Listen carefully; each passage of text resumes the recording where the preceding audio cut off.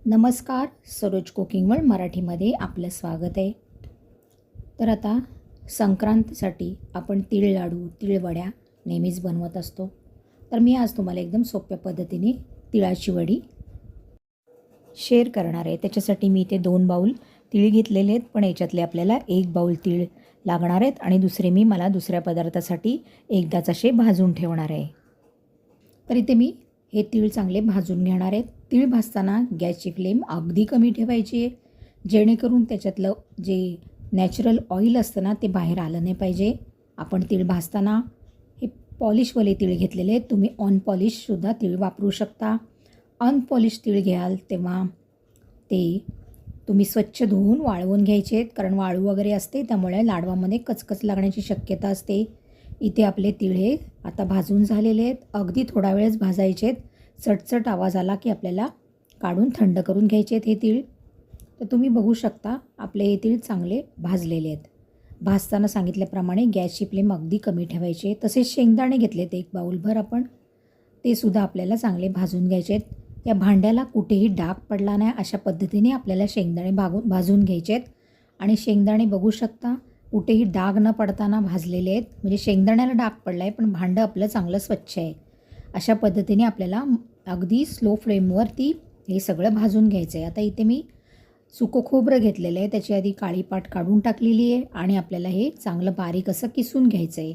आता गॅसची फ्लेम आपण बंद केलेली आहे आणि त्याच भांड्यामध्ये आपण हे खोबरं अगदी साधारण असं शेकून घेणार आहोत. कुठेही गुलाबी किंवा ब्राउनिश असं त्याचा कलर करायचा नाही आहे. तुम्ही इथे बघू शकता आपण हे खोबरंसुद्धा काढून घेतलेलं आहे. हे खोबरं आपलं अर्धा बाऊल आहे आणि आपण इथे आता हे काढून घेतलेलं आहे. थंड होण्यासाठी ठेवून द्यायचं आहे. इथे मी खारीक घेतलेली आहे. ती खारीक 2-2 तुकडे करून आणखीन त्याचे छोटे तुकडे करून मिक्सरला अशी वाटून घ्यायची आहे. खारीक घातल्याने ह्याला वडीला आणखीन छान टेस्ट येते. आम्ही लाडवामध्ये पण खारीक घालतो. तर अशी खारकेची पूड करून घेतली. ही पण आपल्याला बाजूला करून ठेवायची आहे. आणि आता आपण इथे हे मोजून घ्यायचे आहेत. तर आपल्याला 1 बाऊल फक्त ह्याच्यातले तीळ घ्यायचे आहेत. बाकीचे आपण हे भाजलेले तीळ बाजूला ठेवणार आहोत. व्यवस्थित असे बघू शकता 1 बाऊलभर आपण हे तीळ घेतलेले आहेत. आता हे तीळ आपल्याला मिक्सरला साधारण असे फिरवून घ्यायचे आहेत. कुठेही मिक्सर असं जोरात चालू करून हे आपल्याला अगदी फाईन करून घ्यायचे नाहीत, तर साधारण असे या पद्धतीने आपल्याला बारीक करून घ्यायचे. तुम्ही बघू शकता किती सरभरीत असे आहेत ते, कारण त्याच्यातलं नॅचरल ऑइल बाहेर आलं नाही पाहिजे. गरम होऊन मिक्सर ते बाहेर येतं, म्हणून आपल्याला चालू बंद या स्थितीमध्ये हे बारीक करून घ्यायचे आहेत. या पद्धतीने ह्याच्यात अख्खे तीळसुद्धा थोडेसे आहेत.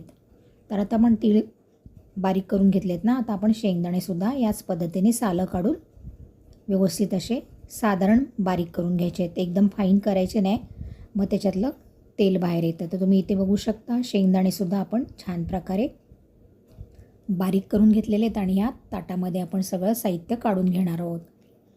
आता शेंगदाणे झाले की आपल्याला अगदी खोबरं पण करून घ्यायचं आहे. नाही केलं तरी चालेल, त्या हाताने असं चुरलं पण जातं, पण थोडंसं आपण बारीक करून घेऊया. अगदी एकदाच फिरून घ्यायचं आहे की खोबरं पण आपलं बघू शकता छान प्रकारे बारीक झालेलं आहे.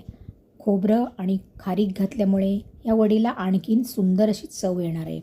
तर आता मी ते खारीक घालते आहे. तर ह्याच्यातली अर्धी खारीक आपल्याला घालायची आहे, म्हणजे खोबरं आणि खारीक मिळून आपलं 1 बाऊल होणार आहे. इथे जायफळ आणि वेलचीची सरभरीत अशी पूड करून घेतलेली आहे, ती मी घातली आहे. आणि चांगलं आता हे हाताने मिक्स करून घ्यायचं आहे आणि आपल्याला आता हे सुद्धा मोजून घ्यायचं आहे. तर हे किती होणार आहे हे आपण आधी मोजून घ्यायचं, त्याप्रमाणे आपल्याला गूळ घ्यायचं आहे. तर इथे मी हे बाऊल घेतलेले आहेत, ते बाऊल आपण व्यवस्थित असे भरून मोजून घ्यायचे आहेत. तर इथे मी हा दुसरा बाऊल घेते. हे 2 बाऊल भरलेले आहेत आणि आता हे आपण हे काढून घ्यायचं आहे आणि तिसरा बाऊल मोजून घ्यायचा आहे. म्हणजे एकूण इथे 3 बाऊल आपलं हे मिश्रण झालेलं आहे. 1 बाऊल तीळ, 1 बाऊल शेंगदाणे आणि 1 बाऊल आपला खारीक आणि खोबऱ्याचा, असं 3 बाऊल आपलं हे सगळं मिश्रण आहे. तर मिश्रण मोजूनच घ्यायचं आहे, त्याच्याप्रमाणे आपल्याला गूळ घ्यायचं आहे. तर इथे गूळ मी घेतलेला आहे, चिरून घेतलेला आहे, पण गूळ तुम्ही साधा गूळ घ्यायचा आहे. आणि दुसरा जरी गूळ वापरला तरी तो 5 मिनटापेक्षा आपल्याला गरम करायचा नाही आहे. तर इथे मी कढई गरम करत ठेवली आहे, त्याच्यात 1 चमचा साजूक तूप घालते आहे. आणि आता आपल्याला मोजलेला गूळ घालून घ्यायचा आहे. आपलं 3 बाऊल मिश्रण झालेलं आहे, तर आपण आता हे याच बाऊलमध्ये गूळ घालून घ्यायचं आहे. तर इथे तुम्ही 3 घ्यायच्याऐवजी 2.5 घेतलं तरी चालेल, आणखीन वडी खुसखुशीत होईल. तर माझ्या ह्याच्यामध्ये थोडंसं ह्याच्यात चिकीचा गूळ आलेला आहे, तर काहीच हरकत नाही. आपण हे अगदी 5 मिनटं फक्त गरम करणार आहोत. इथे कुठल्याही प्रकारचा पाक आपल्याला करायचा नाही आहे. तुम्ही बघू शकता, मी सांगितल्याप्रमाणे तुम्ही 2.5 वाटी घेऊ शकता, त्यांनी वडी तुमची आणखीन छान होईल. तर इथे अगदी थोडा वेळ आपल्याला हे गरम करून घ्यायचं आहे. गॅसची फ्लेम अगदी कमी ठेवायची आहे. कुठेही लालसर असा आपल्याला पाक करायचा नाही. तर तुम्ही बघू शकता आपला गूळ अगदी साधारण असा वितळत आलेला आहे.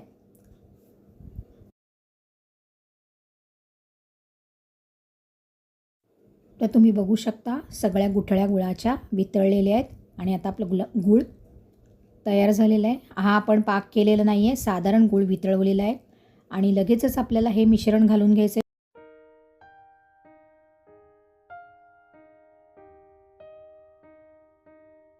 कुठेही खाली लागू द्यायचं नाही आहे आणि असंच आपल्याला लगेच गॅस बंद करून हे ढवळून घ्यायचं आहे आणि ढवळता ढवळता ते आपोआप असं सुकं होणार आहे. कारण हे भांडं गरम असल्यामुळे आपल्याला कुठेही गॅसवर गरम करण्याची पुन्हा गरज नाही.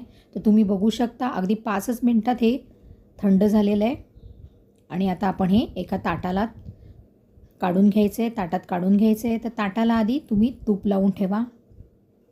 1 चमचाभर तूप घेऊन, साजूक तूप घेऊन हे आपल्याला ताटाला चोळून घ्यायचं आहे. तुम्ही पोळपाटावर आणि कशावर आणखीन हे मिश्रण ओतून वड्या थापू शकता. तर आता मी ताटाला तूप लावून घेतलं आहे आणि ताटातमध्ये हे सगळं मिश्रण आपल्याला काढून घ्यायचं आहे.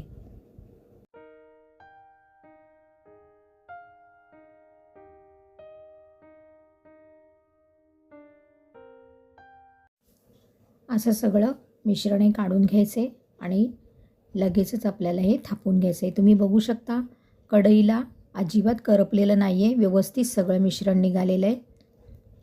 आता मी हे थापून घेते.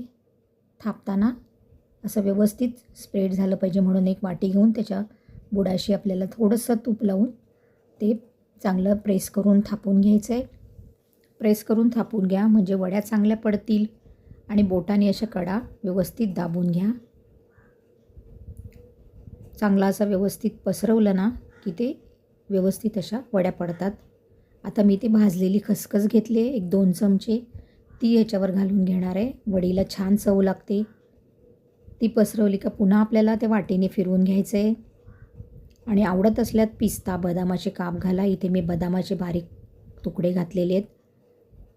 नाही घातले तरी चालतील. सुकं खोबरंसुद्धा पसरवू शकता. पुन्हा एकदा वाटीने फिरवून घेतलेलं आहे आणि आपल्याला लगेचच त्याच्या वड्या पाडायच्या आहेत. वड्या सहजासहजी अशा चांगली जर सुरी असली तर व्यवस्थित पडतात, कारण जरासुद्धा सुकू द्यायचं नाही आहे. वड्या व्यवस्थित पडत नाहीत, ते इथे या सुरीने या व्यवस्थित पडत नाही. तर मी आता हे उलातनं घेतलेलं आहे आणि उलातण्याने व्यवस्थित अशा वड्या पडतात. तर तुम्ही उलातण्याने वड्या पाडू शकता आणि जर तुमच्याकडे पिझ्झा कटर असला तर प्रश्नच नाही, त्यांनी व्यवस्थित अशा या वड्या वगैरे पाडायच्या असल्या ना तर व्यवस्थित पडल्या जातात. तर मी इथे आता उलातण्याने ह्या प्रेस करून काढून घेते आणि थोडं थंड होऊ द्यायचं आहे आणि मग आपल्याला वड्या ह्या काढून घ्यायच्यात की लगेचच अशा वड्या ह्या निघत नाहीत, म्हणून थोडं थंड करून घ्यायचं आणि मग वड्या काढून घ्यायच्यात. आता ह्या वड्या सगळ्या मी कट करून घेतलेल्या आहेत. बघू शकता अजूनही जरा सुकायचं आहे, तर आपण ह्या थोड्या वेळाने बघूया. अजून या त्या निघत नाही आहेत व्यवस्थित अशा, कारण पूर्ण अशा थंड झाल्या की व्यवस्थित अशा वड्या निघतात. तर थोड्या वेळाने बघूया. तर आपल्या वड्या आता व्यवस्थित अशा निघतात. आपण त्या डिशमध्ये काढून घेऊया. तर या अशा पद्धतीच्या वड्या ना चवीला खूप छान लागतात. आमच्याकडे लाडूमध्ये पण खारीक, सुकं खोबरं असं सगळं साहित्य घातलं जातं, त्यामुळे लाडवाला खूप छान चव लागते. तर माझ्या चॅनलवरती लाडवाच्यासुद्धा रेसिपी मी शेअर केलेली आहे, तर तुम्ही जाऊन बघू शकता. तर बघू शकता किती छान प्रकारे आपल्या ह्या तिळाच्या वड्या तयार झालेल्या आहेत. तर याच्यात हे सगळं साहित्य टाकलं ना तर खूप छान याला चव लागते. तर लहान मुलांना आणि सिनियर सिटीजनना तर हे खूप आवडेल, कारण ह्याच्यात सगळे पौष्टिक अशी तत्त्व आहेत आणि नुसते तिळाची आणि शेंगदाण्याची एवढी काही टेस्ट लागत नाही, पण खारीक, खोबरं, खसखस असे जे पदार्थ घालून जर केल्या ना तर खूप छान ह्या वड्या लागतात. तर एकदा नक्की ट्राय करा. रेसिपी कशी वाटली ते कॉमेंटमध्ये नक्की सांगा. रेसिपी आवडल्यास जास्तीत जास्त शेअर करा, नक्की ट्राय करा आणि सरोज कुकिंग वर्ल्डला पुन्हा भेट द्या. मकर संक्रांतीच्या आपणा सर्वांना हार्दिक शुभेच्छा. Thanks for watching.